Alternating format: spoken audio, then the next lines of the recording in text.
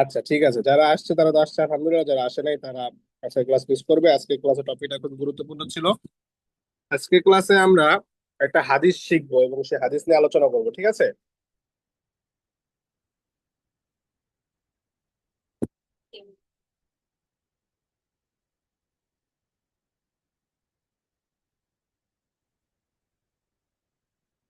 হাদিসটা হলো গিয়ে আহ 1 নম্বর হাদিস। কে বলতে পারে 1 নম্বর হাদিস কে পারে?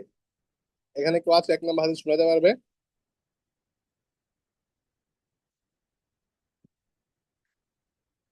কেউ পারি না, তাই না? আচ্ছা আসেন আমরা প্রথমে আগে হাদিসটা বলি, তারপর আমরা হাদিসটা মুখস্থ করবো এবং হাদিসে কি বলছে ওটা নিয়ে একটু আলোচনা করবো, হাদিসে কি বলার চেষ্টা করছে। হাদিসটা হলো গিয়ে আখলিস দিনাকা ইয়াকফিকাল আমালুল কলিল। আমার সাথে সাথে বলেন সবাই, আখলিস দিনাকা। أخلص بسمينك আখলিস দিনাকা। أخلص أخلص دينك আখলিস দিনাকা। أخلص أخلص دينك دينك আখলিস দিনাকা। أخلص أخلص دينك আখলিস দিনাকা।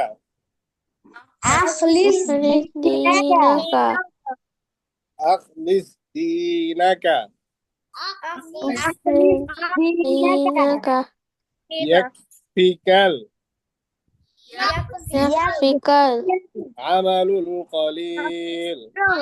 العمل قليل আখলিস দিনাকা أخلص دينك دينك ইয়াকফিকাল يكفيك ইয়াকফিকাল يكفيك আমালুল কলিল। عمل قليل আচ্ছা, হাদিসের অর্থটা হলো গিয়ে তোমার তোমার ইমানকে খাঁটি করো অল্প। কেউ পারো, কেউ পারো?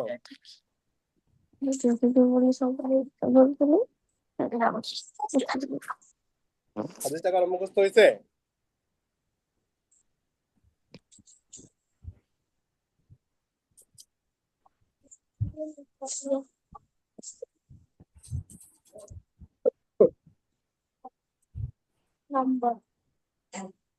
হাদিসটা কি কারো মুখস্থ হয়েছে?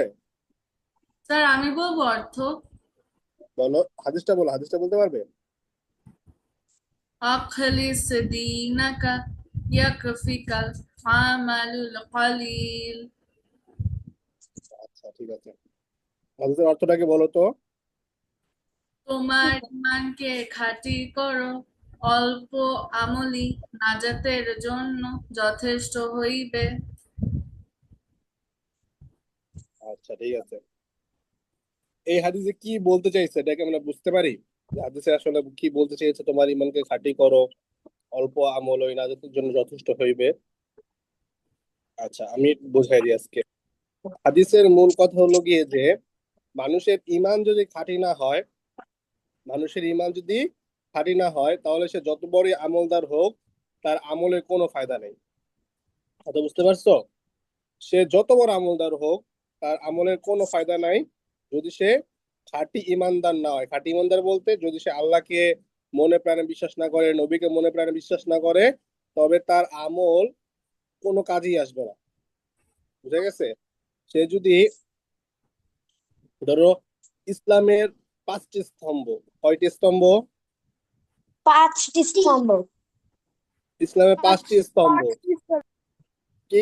কে কেউ কি জানেন এই 5টি স্তম্ভ কি কি? হুজুর আমি জানি। বলো তো। ঈমান, সালাত, সাওম, হজ ও যাকাত। হুম, সর্বপ্রথম কিন্তু ইমানের কথা বলা হয়েছে এখানে, দেখছো? এখানে সর্বপ্রথম বলা হয়েছে ইমান। ইমানে, আচ্ছা সবাই আমার সাথে একটু মুখস্থ করেন, বলেন ইমানের 5টি ইসলামের 5টি স্তম্ভ। বলেন ইমান, ঈমান, ইমান, নামাজ, নামাজ, নামাজ, রোজা, রোজা, হজ, হজ, হজ জাকাত। জাকাত জাকাত আচ্ছা দেখেন, এখানে সর্বপ্রথম বলা হয়েছে কিন্তু ইমানের কথা। সর্বপ্রথম কিসের কথা বলা হয়েছে? ইমান ইমানের কথা সর্বপ্রথম কিন্তু এখানে ইমানের কথা বলা হয়েছে। এখন ধরো কেউ যদি একজন ইমান না আনে বলতে সে ধরো আল্লাহ তাআলাকে মনে করো বিশ্বাস করে, আল্লাহ তাআলাকে বিশ্বাস করে যে আল্লাহ তাআলা এক, আল্লাহ তাআলা অদ্বিতীয়, এই বিষয়ে বিশ্বাস করে, ঠিক আছে। সে কোরআন শরীফ মানে 5 ওয়াক্ত নামাজও পড়ে, কিন্তু সে কোরআন শরীফের যত হুকুম করছে সব হুকুম সে মানে না। ধরো সে তোমার করে, এই কোরআন শরীফে মদ খাওয়াকে নিষেধ করা হয়েছে, সে ধরো মদ খায়, ঠিক আছে। কোরআন শরীফে তোমাকে করা নিষেধ করা হয়েছে, কোরআন শরীফে তোমার সুদ খাওয়াকে নিষেধ করা হয়েছে, সে সুদ খায়। ঘুষ খাওয়াকে নিষেধ করা হয়েছে, সে ঘুষ খায়। অথচ সে 5 ওয়াক্ত নামাজ পড়তেছে, সে হজ করতেছে, সে জাকাত দিতেছে, সে বাকি সব কাজই করতেছে। কিন্তু কি সে সব কাজের সাথে কি করতেছে? এই খারাপ কাজগুলো করতেছে। তো এখন তো ধরো কোরআন শরীফে তো এই যে হজ তোমাকে সুদ খাওয়াটাকে নিষেধ করে দিয়েছে। এখন তুমি সুদ খাইতেছো, ঠিক আছে, তোমাকে এই যে হারাম খাইতে নিষেধ করছে, তুমি হারাম খাইতেছো, তার মানে তুমি সম্পূর্ণ ইমানদার নও। তুমি সম্পূর্ণ পরিপূর্ণ ইমানদার নও, কারণ পরিপূর্ণ ইমানদার যদি হতে তাহলে তুমি সবই মানতে। কোরআন শরীফে যা যা বলছে সবই মানতে। তো কেউ যদি কোরআন শরীফে কোনো একটা আয়াতকে না মানে, কোরআন শরীফের কোনো একটা আয়াতকে যদি কেউ না মানে, তার মানে সে কি নয়? ইমানদার নয়, ঠিক আছে। কোরআন শরীফে যত আয়াত আছে সব মানতে হবে, ঠিক আছে। যত আয়াতে যা বলছে সব মানতে হবে। কেউ যদি একটা আয়াত কেউ না মানে, তাহলে তার ইমানের দুর্বলতা আছে। আর এদের জন্য এই যে হাদিসে বলা হয়েছে যে তোমার ইমানকে খাঁটি করো, তোমার ইমানকে খাঁটি করো, অল্প আমল ওই নাজাতের জন্য যথেষ্ট হইবে। ইমান যদি খাঁটি হয় তাহলে আমল অনেক বেশি করার প্রয়োজন নাই। যদি ইমান খাঁটি হয় তাহলে অল্প আমলে, যেমন 5 ওয়াক্ত নামাজ পড়ে একজন ব্যক্তি, 5 ওয়াক্ত নামাজ পড়ে একজন ব্যক্তি 5 ওয়াক্ত নামাজ পড়ে এবং সে টুকটাক আমল করে, একদম অল্প আমল করে, সীমিত আমল করে, কিন্তু তার ইমান খুবই মজবুত। তার ইমান কি? খুবই মজবুত। সে কোরআন শরীফের প্রত্যেকটা আয়াতকে খুব স্ট্রিক্টলি ফলো করে, ঠিক আছে, খুব স্ট্রিক্টলি ফলো করে। সে কোন রকম হারাম কাজের দিকে যায় না, সে গুনাহ করে না, আল্লাহ তাআলা যেগুলোকে নিষেধ করেছে সেগুলো করে না, ঠিক আছে, আল্লাহ তাআলা যেগুলো যেগুলো আদেশ করেছে সে সেগুলো পালন করে। তো তার মানে কি তার ইমানটা খুবই মজবুত, তার ইমানটা কি খুবই মজবুত। কোনো মতেই তাকে আল্লাহ তাআলা যে হুকুমগুলো করছে, আল্লাহ তাআলা যেগুলো নিষেধ করছে, তাকে কেউ ওই হুকুমের বাইরে নিতে পারে না। তার মানে তার ইমানটা খুবই মজবুত। এখন তার আমল যদি কমও হয়, তাও সে কি নাজাত পেয়ে যাবে, মানে আখিরাতে সে জান্নাতে পেয়ে যাবে, জান্নাতি হয়ে যাবে। কেন এটা কেন? কারণ ওই যে আল্লাহ এই যে হাদিসে আহ, তোমার ইমানকে খাঁটি করো, অল্প আমল ওই নাজাতের জন্য যথেষ্ট হবে, বেশি আমলের দরকার নেই। যদি ইমান খাঁটি হয়, আমল অল্প করলেও কি নাজাতের জন্য এটা যথেষ্ট হবে। আর যদি ইমান দুর্বল হয়, ঠিক আছে, তবে তুমি যতই আমল করো তোমার কোনো লাভ নেই, কারণ তোমার ইমানই দুর্বল, ঠিক আছে। তোমার ইমানই দুর্বল, তো ইমান দুর্বল থাকলে কোনো লাভ নেই। তুমি যত আমল করো, যতই যাই করো, কোনো লাভ হবে না। ইমান যেহেতু দুর্বল, কারণ এখানে 5টি স্তম্ভ, 5টি স্তম্ভ শুরুর প্রথমটাই ছিল ইমান। এখন ইমান যদি খাঁটি না হয় তাহলে কোনো লাভ নেই, ঠিক আছে। আর ধরো মনে করো আমি একটা বিল্ডিং বানাইতেছি, আমি একটা বাড়ি বানাইতেছি, মানে এই বাড়ির মধ্যে ধরো 5টা পিলারের প্রয়োজন। এখন আমি করলাম কি, ঠিক আছে, আমি বাদ বাকি 4টা পিলার ঠিক মতো দিলাম, কিন্তু ওই যে 5 নাম্বার যে পিলারটা ছিল, ওই পিলারটা আমি ঠিক মতো দিলাম না, আমার বাড়ি কি টিকবে? হ্যাঁ, জি না বলো, বাড়ি ভেঙে যাবে না? বাড়ি কি টিকবে? না জি না বাড়ি তো টিকবে না, বাড়ি তো ভেঙে যাবে। কেন ভেঙে যাবে? কারণ আমাকে ওই যে আমাকে বলা হয়েছিল যে 5টা পিলার সম্পূর্ণভাবে দিতে, কিন্তু আমি আমি তো পাকনামি করে আমি 5টা পিলার দিইনি, আমি 4টা পিলার দিয়েছি, ঠিক আছে। তো এই যে 4টা পিলার আমি দিলাম, এই যে এই কারণে কি আমার বাড়ি টিকবে না, কারণ এখানে 5টা পিলারের প্রয়োজন ছিল। তো ঠিক তেমনি ভাবে ইসলামের স্তম্ভ 5টি, এখান থেকে কেউ যদি 4টা স্তম্ভকে মানে, 4টাকে মানে, সে হজ করে, সে নামাজ পড়ে, সে জাকাত দেয়, কিন্তু তার ইমানের ঠিক নাই, তার ইমানের ঠিক নাই, তাহলে কি হবে না? তার কোনো লাভ নেই, তার ওই আমল ওই কিচ্ছু হবে না, যত আমল করেছে সব আমল বিফলে যাবে, এগুলো দ্বারা তার কোনো ফায়দা হবে না, ঠিক আছে। তো এই যেমন মনে করো তোমার ইহুদিরা, আমাদের যে আমাদের আমরা তো মুসলমান ধর্মের, কিন্তু ইহুদি ধর্ম একটা আছে। একটা ধর্ম আছে যার নাম ইহুদি ধর্ম, ঠিক আছে? তারাও কিন্তু আমাদের মতো রোজা রাখে, তারপর তারাও ওদের মতো করে ওরা কি বলে এটাকে ইবাদত করে, ঠিক আছে? তো তার মানে কি তারা কি জান্নাতে যাবে? আচ্ছা, আমার সাউন্ডটা কম শোনা যাচ্ছে তাই না? আচ্ছা ঠিক আছে, দেখো এখন কেমন শোনা যায়। তো তার মানে কি তারা জান্নাতে যাবে? জান্নাতে যাবে না। কেন জান্নাতে যাবে না? কারণ তাদের ইমানই ঠিক নেই। তারা কি, তাদের ইমানের সমস্যা আছে, দুর্বলতা আছে। তারা যতই আমল করুক তাদের কোনো লাভ হবে না। বুঝা গেছে? তো এমনই বিষয়টা, সব বিষয়টা এমনই যে ইমান যদি দুর্বল থাকে তাহলে তুমি যতই আমল করো, যতই যা করো, কোনো লাভ হবে না। তোমার ইমানটাকে সবার আগে মজবুত করতে হবে। তোমার ইমান মজবুত করা যে কিভাবে? আল্লাহ তাআলা যেগুলো আদেশ করছে, আল্লাহ তাআলা যেগুলো আদেশ করছে এগুলো তোমাকে ফলো করতে হবে। আল্লাহ তাআলা নামাজ পড়তে বলছে, আল্লাহ তাআলা গুনাহের কাজ থেকে দূরে থাকতে বলছে, গুনাহের কাজ করা যাবে না, ঠিক আছে? মিথ্যা কথা বলা যাবে না। আমার সাউন্ড কি এখন ক্লিয়ার আসতেছে? জি হুজুর। আচ্ছা ঠিক আছে, জি এখন শুনতে পাচ্ছ স্পষ্ট ভাবে জি তাই না? হুজুর। আচ্ছা ঠিক আছে। তাহলে কি বলতেছিলাম যে আল্লাহ তাআলা যেগুলোকে আদেশ করছে সেগুলো করতে হবে, আর যেগুলো নিষেধ করছে ওগুলো থেকে বিরত থাকতে হবে। যেমন মিথ্যা কথা বলতে নিষেধ করছে, মিথ্যা কথা বলা যাবে না। তারপর নামাজ পড়তে বলছে, নামাজ পড়তে হবে, ঠিক আছে? গুনার কাজ যেগুলো আছে এগুলো থেকে বিরত থাকতে হবে। তাহলে আজকের ক্লাসে আমাদের মূল টপিক ছিল, আমরা কি শিখতে পারলাম এখান থেকে? দুইটা বিষয় শিখতে পারলাম। এক, ইসলামের স্তম্ভ কয়টি?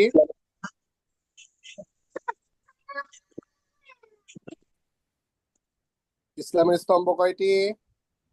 পাঁচটি। তারপরে ইসলামের স্তম্ভ পাঁচটি।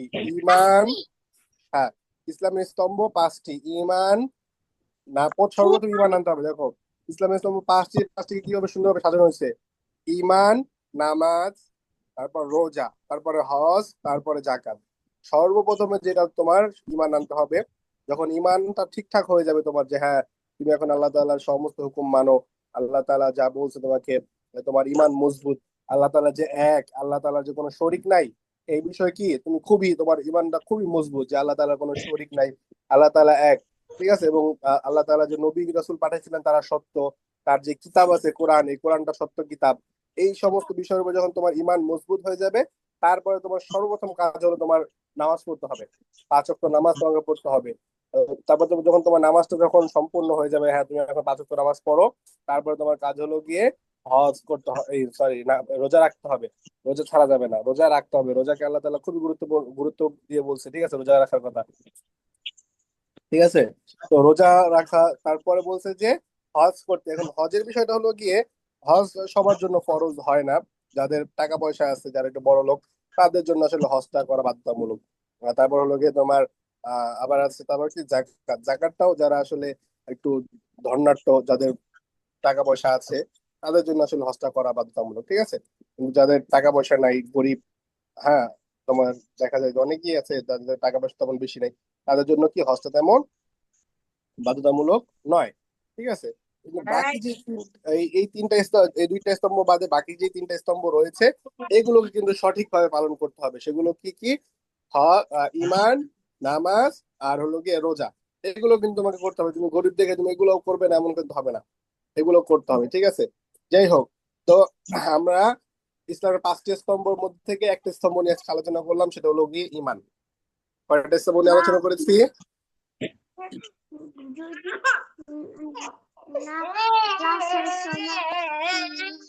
5টি স্তম্ভ থেকে, 5টি স্তম্ভ থেকে একটা স্তম্ভ নিয়ে আলোচনা করেছি, সেটা হলো গিয়ে ইমান।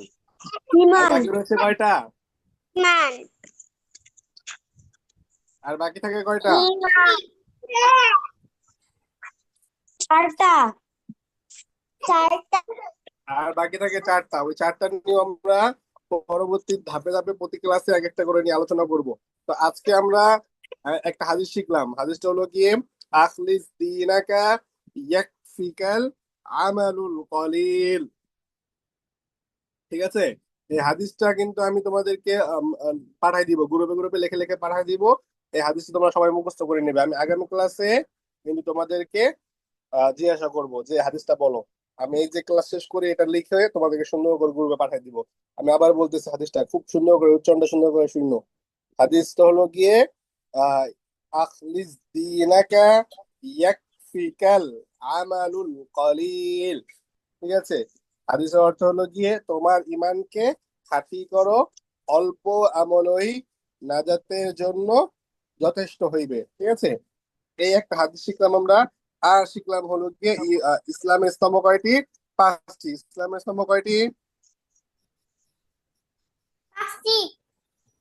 পাঁচটি। ইসলামের স্তম্ভ 5টি। 1 নম্বর হলো গিয়ে নামাজ, সরি, 1 নম্বর হলো গিয়ে ইমান, 2 নম্বরে নামাজ, 3 নম্বরে হজ, 4 নম্বরে 1 নম্বর হলো গিয়ে তোমার কি? ইমান, 2 নম্বরে নামাজ, 3 নম্বরে রোজা, 4 নম্বরে হজ, 5 নম্বরে জাকাত। এই 5টি স্তম্ভ, আমরা 5টি স্তম্ভ, এখান থেকে একটা আমরা জানলাম যে ইমান। ইমান কাকে বলে সেটাও জানলাম। ঠিক আছে, তারপরে ক্লাসে আমরা আলোচনা করব নামাজ নিয়ে। তারপরে ক্লাসে কি নিয়ে আলোচনা করব? নামাজ। নামাজ নিয়ে আলোচনা করব এবং নামাজ সম্পর্কে একটা হাদিস আমরা শিখবো। ঠিক আছে, ওই মুখস্থ করবো আমরা, নামাজ সম্পর্কে একটা হাদিস মুখস্থ করব। ঠিক আছে, তারপর আমরা জানবো যে নামাজ কিভাবে পড়তে হয়, নামাজ নিয়ে ডিটেলস আলোচনা করব, নামাজ কিভাবে পড়ে, সব মাসালা মাসাইল আমি আগামী ক্লাসে ইনশাল্লাহ বলবো। নামাজটাও যেহেতু অনেক বড় বিষয়, ওটা নিয়ে আমরা হয়তো 2টা 3টা ক্লাস করবো। ঠিক আছে, প্রথমে নামাজের সম্পর্কে হাদিস শিখবো, তারপর নামাজের ফরজ শিখবো, তারপর নামাজ কিভাবে পড়তে হয় সেটা শিখবো, তারপর নামাজ কিভাবে ভেঙে যায়, নামাজ কখনো সঠিক হয় না, এই বিষয় সব আমরা আলোচনা করবো ইনশাল্লাহ পরবর্তী প্রত্যেকটা ক্লাস ধাপে ধাপে। ওই ক্লাসগুলো খুবই গুরুত্বপূর্ণ, ক্লাসগুলো কিন্তু কেউ মিস করবেন না। ঠিক আছে, এখন আপনাদের আগামী ক্লাসের পড়া হলো গিয়ে এই হাদিসটা, আখলিস দিনাকা ইয়াকফিকাল আমালুল কলিল, এই হাদিসটা অর্থ সহ দিব ইনশাল্লাহ। ঠিক আছে, এই হাদিসটা প্রথমত, আর দ্বিতীয়ত হলো গিয়ে ইসলামের স্তম্ভ কয়টি। এই এই 2টা বিষয় আপনাদের আগামী ক্লাসে মুখস্থ করে আসবেন। এই 2টা বিষয় আমি পড়া নিব ইনশাল্লাহ। ঠিক আছে, ঠিক আছে হুজুর। ঠিক আছে ইনশাআল্লাহ। ঠিক আছে হুজুর। আচ্ছা, এখন জি আপনাদের হুজুর। আপনাদের গজলের ক্লাস শুরু হবে কিছুক্ষণের মধ্যেই, সবাই অপেক্ষা করেন। এই যে গজলের টিচার চলে আসছে, এখন আপনাদের গজলের ক্লাস শুরু হবে ইনশাআল্লাহ।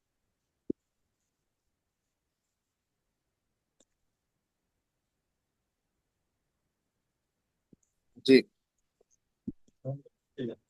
জি, জাহিদ ভাই ক্লাস শুরু করে দেন।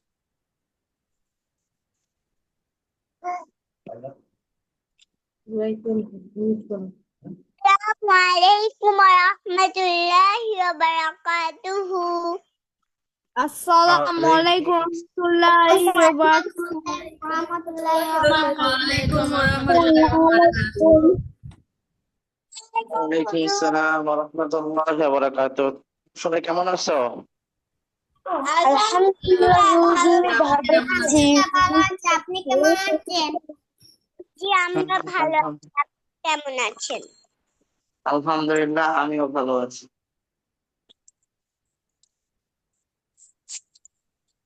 আমরা কতটা শিখছিলাম?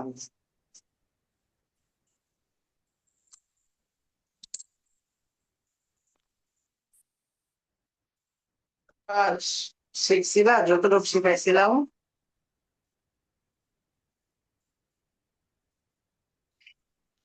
তা শোনা যায় না আমার? হ্যালো,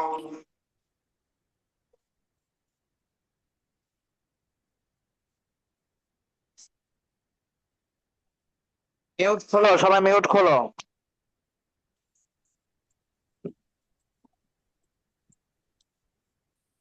মিউট খোলো।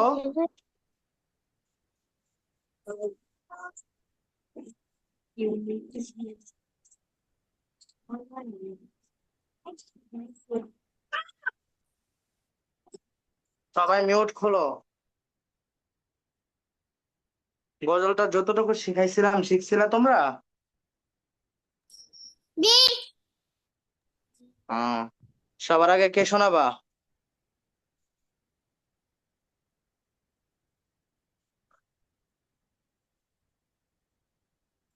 তাইবা শোনাও, তাইবা সবার আগে। তাইবা আছো?